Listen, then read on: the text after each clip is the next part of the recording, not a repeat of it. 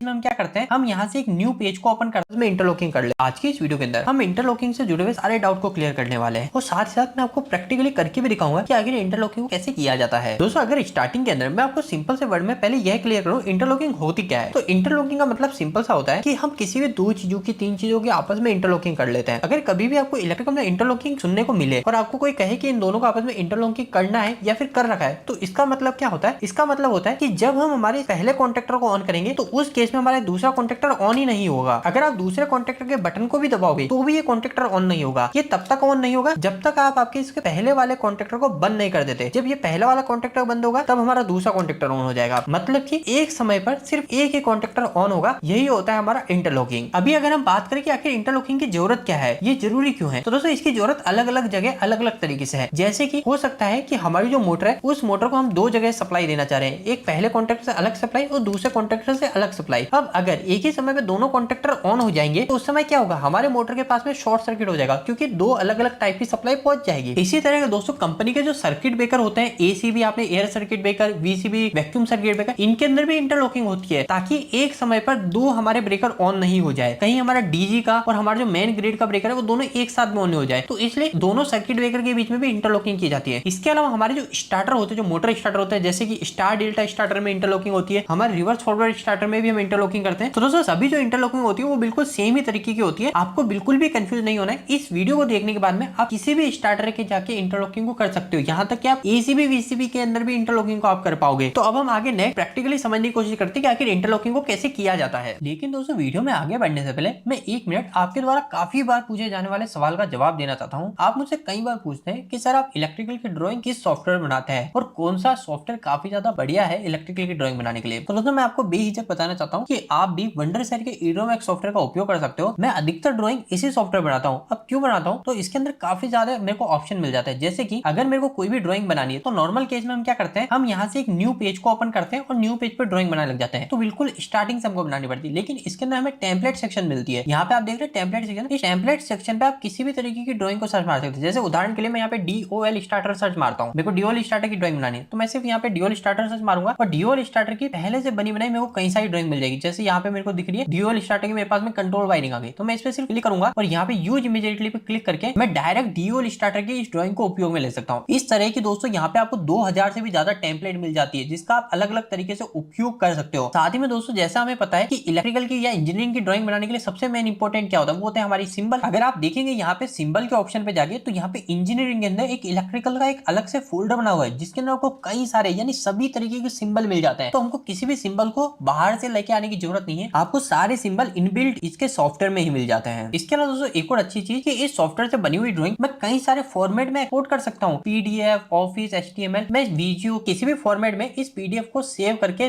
देख सकता हूँ। तो दोस्तों ये काफी ज्यादा कमाल का सॉफ्टवेयर हो जाता है। अगर दोस्तों आप भी इस सॉफ्टवेयर को डाउनलोड करके यूज करना चाहते हैं तो इसका लिंक मैं आपको दे दूंगा। आप साइट पर आके डायरेक्ट स्टार्ट फ्री ट्रायल पे क्लिक करके 30 दिन के लिए इस सॉफ्टवेयर को फ्री में उपयोग कर सकते हैं। यह सॉफ्टवेयर आपको विंडोज में, मैक में, लिनक्स में, इसके साथ साथ आप ब्राउजर में भी इसका उपयोग कर सकते हो। तो दोस्तों यही वजह है ईडोमैक्स सॉफ्टवेयर का मेरा उपयोग करने के पीछे कि इसके अंदर मुझे बहुत सारे फीचर्स मिल जाते हैं। अभी दोस्तों बिना ज्यादा देरी करे हम वापस हमारे टॉपिक पे आते हैं। तो दोस्तों देखिए नॉर्मल कॉन्ट्रैक्टर के केस में क्या होता है जिसमें इंटरलॉकिंग हम करके नहीं रखते, तो इसमें देखिए मैं ये पहला जो पुश बटन है इसको दबाता हूँ तो मेरा पहला कॉन्ट्रैक्टर ऑन हो जाता है। और अब जैसे मैं दूसरा कॉन्ट्रैक्टर को दबाता हूँ तो क्या होगा, मेरा दूसरा कॉन्ट्रैक्टर ऑन हो जाता है। तो अभी मेरे ये एक ही टाइम पे दोनों कॉन्ट्रैक्टर ऑन हो गए। लेकिन मैं ऐसा नहीं चाहता। मैं चाहता हूँ अगर मेरा पहला कॉन्ट्रैक्टर ऑन है तो उसके बाद में मैं इस बटन को भी दबाऊं तो भी मेरा दूसरा कॉन्ट्रैक्टर ऑन ना हो, या फिर मैंने इस दूसरे कॉन्ट्रैक्टर को ऑन कर रखा है और उसके बाद में अगर मैं इस पहले कॉन्ट्रैक्टर को ऑन करना चाहूँ बटन से तो भी मेरा ये पहला कॉन्ट्रैक्टर ऑन ना हो। तो दोस्तों इसकी वायरिंग कैसे की जाती है, बहुत ही सिंपल है, हम 1 मिनट के अंदर समझ लेंगे। तो दोस्तों देखिए इस तरीके से आपके पास में वायरिंग होगी। आपको बिल्कुल भी नहीं घबराना कि कौन से वायर कहां से आ रहे हैं। आपको सिर्फ सिंपल सा देखना है कि अगर आप कॉन्ट्रैक्टर की बात करो तो कॉन्ट्रैक्टर के अंदर आपके A1 और A2 टर्मिनल होगा। जैसे आपको यहाँ पे दिख रहा है A1 और A2 टर्मिनल इन दोनों कॉन्ट्रैक्टर में। अगर आप ब्रेकर में भी देखोगे तो ब्रेकर में भी इसी तरीके से A1 A2 टर्मिनल होगा। आपको क्या करना है, जो भी आपका पुश बटन है जिसको आप दबाते हैं और दबाने के बाद में सप्लाई आके हमारे इस कॉन्ट्रैक्टर के A1 A2 पे आके जुड़ रही है, उस वायर को आपको देखना है। जैसे कि अभी मैं देखता हूँ ये जो पुश बटन है, इस पुश बटन से मेरे 2 वायर निकल रहे हैं। एक मेरा इस साइड जा रहा है और दूसरा मैं देखूंगा ये कॉन्ट्रैक्टर के इस टर्मिनल पे एड ऑन ब्लॉक पे जा रहा है। तो मैं इसको इग्नोर करूंगा। मैं क्या देखूंगा, मेरा जो पुश बटन से वायर निकल के हमारा कॉन्ट्रैक्टर के A1 टर्मिनल पे जाना है, इसको मेरे को निकाल लेना है। इसके बाद में दोस्तों जो वायर हमने निकाला है इसको आपको क्या करना है, इसको अब आपको ले जाना है पहले हमारा जो पहला कॉन्ट्रैक्टर है इस कॉन्ट्रैक्टर के पास में ले जाना है और इस कॉन्ट्रैक्टर के पास में ले जाके इसमें आपको देखना है NC टर्मिनल। तो आपको यहाँ पे दिख रहा है, यहाँ पे लिखा हुआ है NC टर्मिनल और इस एनसी का टर्मिनल का आउटपुट ये वाला एनसी टर्मिनल। तो मैं क्या करूंगा, इस वायर को डायरेक्ट उधर ना जोड़ के उधर से निकाल के दूसरे कॉन्टेक्टर के एनसी टर्मिनल में लाके जोड़ दूंगा। तो मैं इसको पहले कनेक्ट कर देता हूँ। तो दोस्तों इस वायर को मैंने यहाँ पे दूसरे कॉन्टेक्टर के एनसी टर्मिनल पे जोड़ दिया है। अब इसके बाद मेरे को क्या करना है, इस एनसी टर्मिनल से वायर उठा के जहां से मैंने इस वायर को निकाला था वहां पे ले जाके जोड़ देना है। मतलब बस बीच में मेरे को एक लूप बनाना है। मतलब जो सप्लाई डायरेक्ट जा रही थी उस सप्लाई को डायरेक्ट ना जोड़ के बस एक लूप बनाना है एनसी टर्मिनल से होते हुए। तो मैं क्या करूंगा, एक वायर को यहाँ पे एनसी टर्मिनल पे कनेक्ट करूंगा और इस पे कनेक्ट करने के बाद में इस एनसी का जो आउटपुट है उसको ले जाके उस A1 टर्मिनल पे जोड़ दूंगा जहां से मैंने इस पुश बटन के वायर को निकाला था। और दोस्तों इसको कनेक्ट करते ही मेरे एक कॉन्टेक्टर की इंटरलॉकिंग हो चुकी है। अब मैं आपको इसको दिखाता हूँ। तो दोस्तों देखिए, मैं सबसे पहले इस पहले कॉन्टेक्टर को ऑन करता हूँ इस स्विच की मदद से। जैसे मैं स्विच दबाता हूँ मेरा पहला कॉन्टेक्टर ऑन हो जाता है। अब इसके बाद में मैं क्या करता हूँ, मेरे इस दूसरे कॉन्टेक्टर को ऑन करता हूँ इस स्विच से। जैसे मैं स्विच को दबाता हूँ पर मेरा कॉन्टेक्टर दूसरा ऑन नहीं होता। क्यों नहीं होता? क्योंकि मैंने इस कॉन्टेक्टर की इंटरलॉकिंग कर दी है। पहले इस वाले कॉन्टेक्टर को बंद करना पड़ेगा। तो इस कॉन्टेक्टर को पहले बंद करता हूँ। तब इस कॉन्टेक्टर को बंद करने के बाद में मैं अब हमारे दूसरे कॉन्टेक्टर को पहले ऑन करने की कोशिश करता हूँ। तो जैसे मैं पुश बटन दबाता हूँ मेरा दूसरा कॉन्टेक्टर ऑन हो जाता है। लेकिन दोस्तों यहाँ पे एक बात को ध्यान रखो, अगर मैं अभी इस पहले पुश बटन को दबाऊंगा तो अभी हमारा पहला कॉन्टेक्टर ऑन हो जाएगा। क्यों हो जाएगा? क्योंकि हमने इस कॉन्टेक्टर की इंटरलॉकिंग नहीं करी है। इसकी इंटरलॉकिंग कैसे करेंगे? वही सेम मेथड होगा। हमको सबसे पहले देखना है जो हमारा पुश बटन है, इस पुश बटन के आउटपुट से एक वायर हमारे कहां जा रहा होगा, हमारे